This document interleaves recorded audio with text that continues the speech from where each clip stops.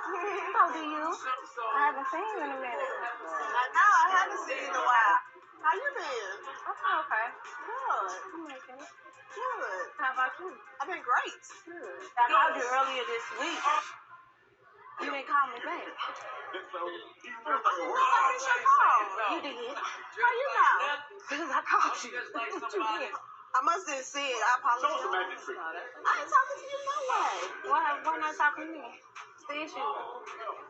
Bring it up. I ain't even trying to have no issue with you tonight. Why not? Hey, we amongst family.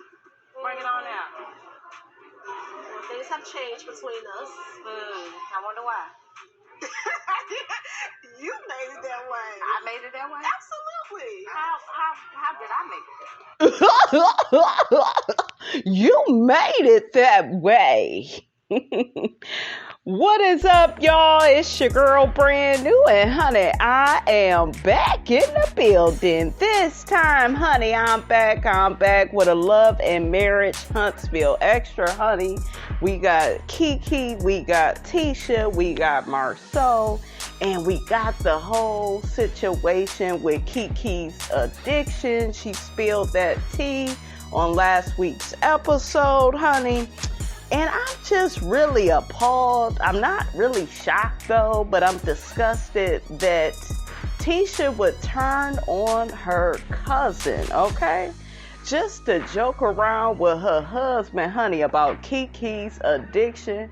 I told y'all these codependents, honey, are not innocent. They would sit right up with that narcissist and make fun of you. That's why I don't feel too bad for these people, honey, okay? We know that Tisha, honey, comes from the wrong side of the tracks, honey, okay? But anyways, honey, I'm going to continue to play that audio. And Miss Robinson, honey, will be in and out with her commentary. Because I don't know where we stand, you and Mel, y'all whole relationship, and how, what you said about me amongst them. You're my cousin. So if you're in a room with people that's talking about me, you don't join in on the conversation. Well, isn't that convenient? Didn't you join in and laugh with your husband while y'all was telling Melody and Martell that this girl was addicted to pills? Hide your pills. Okay, that's nothing to joke about, okay? So that's how the narcissist and the codependent, they get down. I've seen it with my own two eyes, honey, okay? And they can make fun of you. You can't make fun of them, though, okay? Just make it make sense. And she want Keke to have all this loyalty for her, right? But she over there with Melody's ex-friend, Destiny, right? Right. So, Tisha is a big joke, you guys. She really is. She be contradicting herself, honey, and I ain't got time for it, okay? You say, listen, my cousin is not here to defend herself, so let's not have this conversation. You know what you could have did the same thing when you had your ass down to Melody and Martell's house with your husband and y'all was cracking jokes about your cousin's addiction. You could have did that same thing. Well, I don't understand why you would feel the need to allow your husband to bring out all of my business. What business around my the table? husband You bring know out? what he brought out. What? Let's not mince words. You know First of exactly all, what he brought out. This is what we gonna do. And you did that first. Before I ever did anything. Y'all hear to me? you. This is Ever. Keke's sisters right here. Yes. Amin is right here. My cousin Tiffany is right here. So apparently, Keke is holding on to something that happened 5-10 years ago that I thought we discussed. Tisha and Marsau discussed my personal business with Melody and Martell. It's very hard when your best friend and somebody who was your A1 and your ride or die, it's very hard to face the hurt that comes when you found out that they've shared something that was meant for only you and them. So the thing is, I guess Keke feel like she's trying to get back at me and my husband. No, so I'm not trying to get back. I'm not playing So to get back she's at teaming you. up with Mel That's not true. to talk about Absolutely me not true. in No. her presence. So my thing is, Why? I don't operate like. Listen, why Melody and Keke can't be friends? Okay, you over there with Destiny. Okay, and then quiet as kept, you didn't even want Kimmy and Melody to be friends. You got mad with Kimmy that she didn't choose your side when it came down to the breakdown of you and Melody's relationship. You made Kimmy choose a side. Okay? So she don't just play this game, guys, with Keke. She plays it with anybody Mel gets cool with. She feels like, oh, that person is siding with Mel. Not necessarily, Mel can be cool with whoever, or, Kimmy or Keke can be cool with whoever. They're grown, right? But no, not when it comes to Miss Codependent. She ain't got her own brain. Okay. And I'm done. Okay. Be done, and I'm done. I've been I'm done. done. But let me address this. I'm going to tell you exactly what's going on. 5 or 6 years ago, we were invited to Christmas dinner at Melody's house, right? I'm not friends with Melody, right? That's what she said. However, before I got there, I hear that a lot of things were discussed about me. You told your husband stuff that I didn't tell you to tell him. Because I don't go back and you lied about it. I don't go back and You tell lied me. about it. You lied about it. It really was me that said the business, but the truth is, just because it's your business doesn't mean it's your personal business. How is it? Huh? Say what now? Not your personal business if it's your business. Anybody else got the feeling of confusion? You gonna always be confused, honey, when you listening to a narcissist. I'm just saying. Bernard, shut the up, man. All right, I'm done with you. Bernard called him a shit starter. Come on, Bernard. How is it reoccurring? Because every single time we settle it, she does something else to stir it back up. Yeah, me? Yes. Me? And when you're dealing with a codependent, guys, they don't never take any responsibility or accountability for their actions. They have some serious arrested development.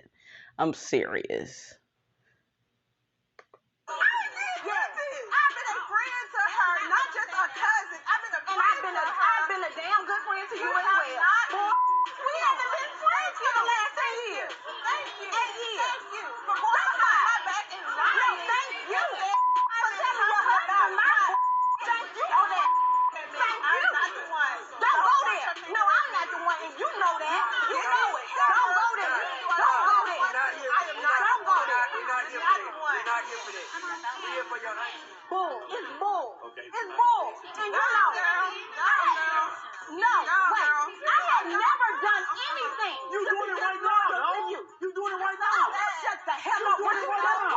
You You're doing it right You're doing it right now. What's going on? When Keke came to my cookout, Keke seemed like she brought the drama there with her. I felt like that was very wrong for Keke to bring that to my event. So I had to step in to try to straighten everything out. You are full of it. Marsau, it's your fault. That's Marsau's fault. Bernard, when I tell y'all, shut up, please. No, I want Now, what y'all not gonna do, Tisha, please. What y'all not gonna do, if y'all can't talk one civilized person, talk at a time, I'm gonna shut this whole down because this up, okay? This whole thing is messed up. We already think we on the other side of the damn track, but one damn thing, then y'all sitting there acting like y'all on the other side of the track. That's your niece. Okay? So I don't care who it is. Everybody is talking. So listen. If I told somebody else the most personal things ever, The whole city of Huntsville knew one person. I don't give a what Huntsville think they knew. They I saw know you. what y'all asses knew. They saw you. You done. Friction between them. She's not going to go against you. You're her husband. No, Jennifer, your sister have caused all the friction. You're Because she did God. a group of people and it said that I talked to her about Marsau having an infidelity. She said that to them. And then she know I ain't never had that conversation with her. You a damn lie. So I told you that better Marsau think cheated this, on me? girl. You better I think. told you Marsau cheated on I me. never said that, but I will bring it out if I have to. Okay? We can both bring it out. Bring it down. Bring it down. Okay. When Marsau See, she getting ready to spill it and look at who tries to stop her, honey. Okay, I knew she had something on him. Oh no, do whatever you want to do. I promise you, you'll burn this motherfucker to the ground. No, that. You want to do it right here? I'll say every thing, bro. Every thing you want to hear. Go put it out there. Put it out there right now. So I will lay all this goddamn ground. Everybody. I know you will. Right. I know you will. You're right. I bet you will. Now. Hey, hold on. If you gonna be like that and keep talking to her like, man. No. Lay it all out on the ground. I don't care nothing about it. All out on the ground. I don't care nothing about it. Put it all out on the I'm ground. not gonna say That's the type of I don't dude say you that. are. You should have thrown That's that. the type of dude That's you not are. what Put it all out there. You know damn well you don't mean that. If I say No, at the end of the day, you know damn well. You know damn well. None of this had to happen. Let me tell you something, dog. It was brought to y'all maliciously with intent to do this, right? Mel used Keke, and I understand what Mel's doing in this situation. And my suggestion would be, if you're gonna throw stones and hide your hands better. Oh, how about you stop trying to hide information? Okay, he got a lot of damn nerve. Okay, so let's listen to Keke and Mel again. And then, you guys, I'm going to play a clip from Brene Brown when she was on Oprah. And she's going to talk about who you should share your shame story with. You cannot share your shame story with people that are just family, because we could see, what type of family Keke has. Okay, when you got family that's a codependent like Letitia, honey, who acquiesces and does whatever her man want her to do, honey, that's the wrong person to share any of your type of shame with, right? Investment with Tisha. Tisha and I were having a conversation, and I addressed what was on the table at that moment. And then Marsau, what he do? I guess he trying to come with some blackmail. Coming up.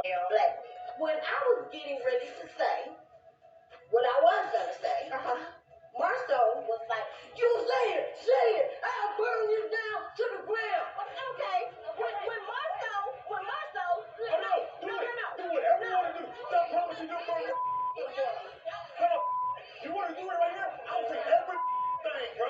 Everything you want to hear. Go put it out there. Put it out there right now. So we'll lay all this goddamn ground. Everybody goddamn. I know you will. Right. I know you will. Right. I bet you now. So I was addicted to prescription pain medication. I had, these surgeries. I was on pain pills 2 months straight. After I couldn't get any more, the doctor wouldn't prescribe me anymore. And I had never taken any kind of drugs in my life. I did do things that I should not have done, like take pills from other people. You were addicted. My mind is thinking, they probably, if you're not addicted to them, they're probably not going to know I took a few of these pills. I'm going to take a few, and, they're not going to miss them or realize. But people they did start realizing. I came clean and told my family. I had just left rehab months before we came to your house for Christmas dinner. Yeah. So what is the point of them having to tell you guys, oh, by the way, she was addicted to pain prescription medication? So and they said it like a joke, like, so make sure y'all lock y'all pills up, ha ha ha ha. It was like, so the fact that you would take something so big and devastating and heartbreaking in my life and take that moment to bash me instead of support me and uplift me, and y'all the people who are supposed to be in my corner. I'm so proud of Keke and all the hurdles that she's overcome pertaining to this addiction, and even, the things going on with her and Tisha and Marsau concerning it. Martell, who was once a part of my family, that's the biggest kind of betrayal I've ever experienced. And so I really can't imagine what that feels like. That type of betrayal coming from your family, it has to be tough. Well, I'm proud of you, and the future is bright. Absolutely. And I can't wait to get out there and help so many amazing women do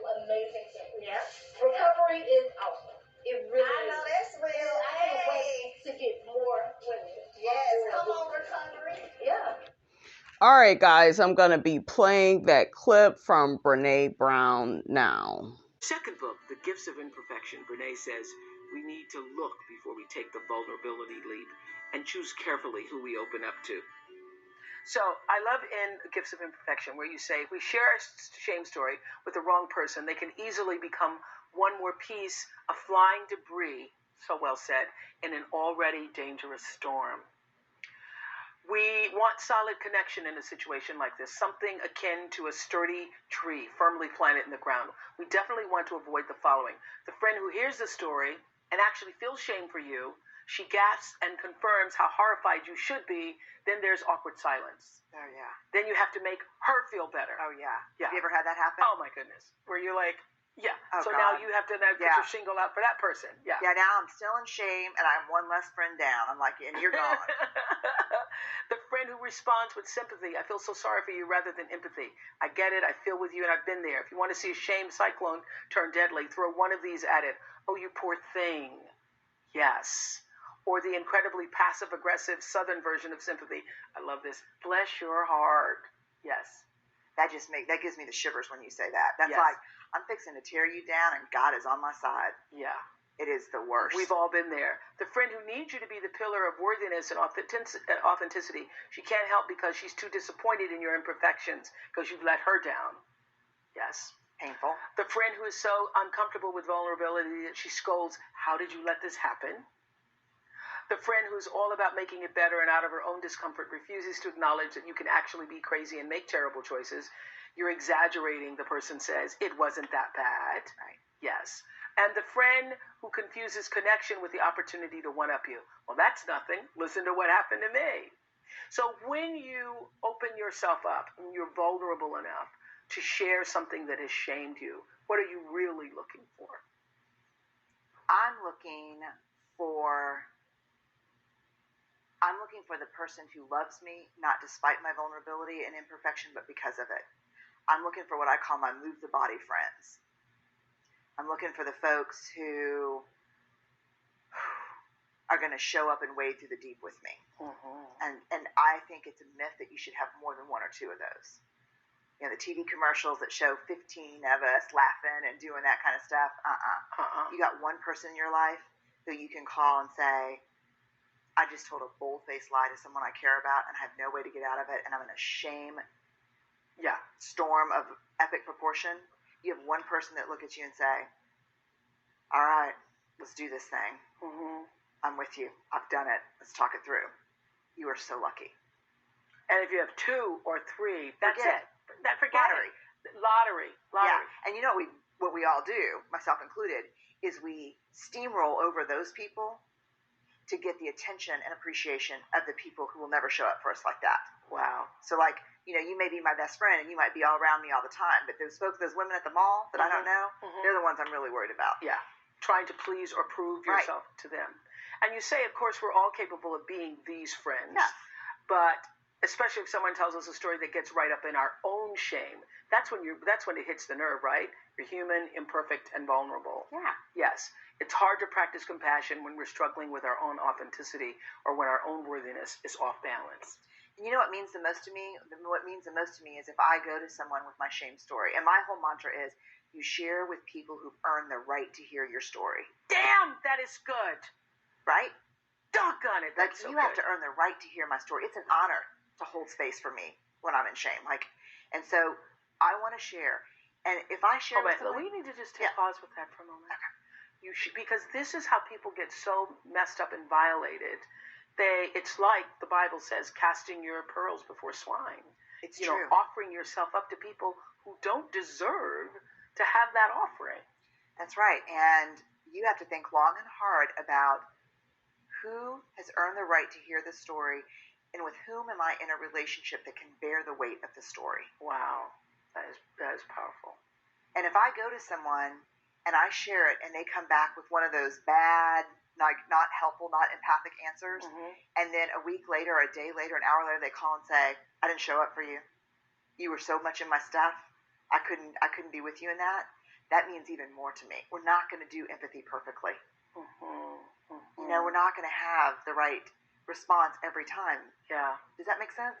It does. It's so overwhelmingly powerful. I have to take. All right, you guys, that's all I have to say about that. Get down in the comments. Let me know what you thought about this here video. Don't forget to like, comment, and subscribe. I am your girl, Brand New, and I will check you guys out in the next video.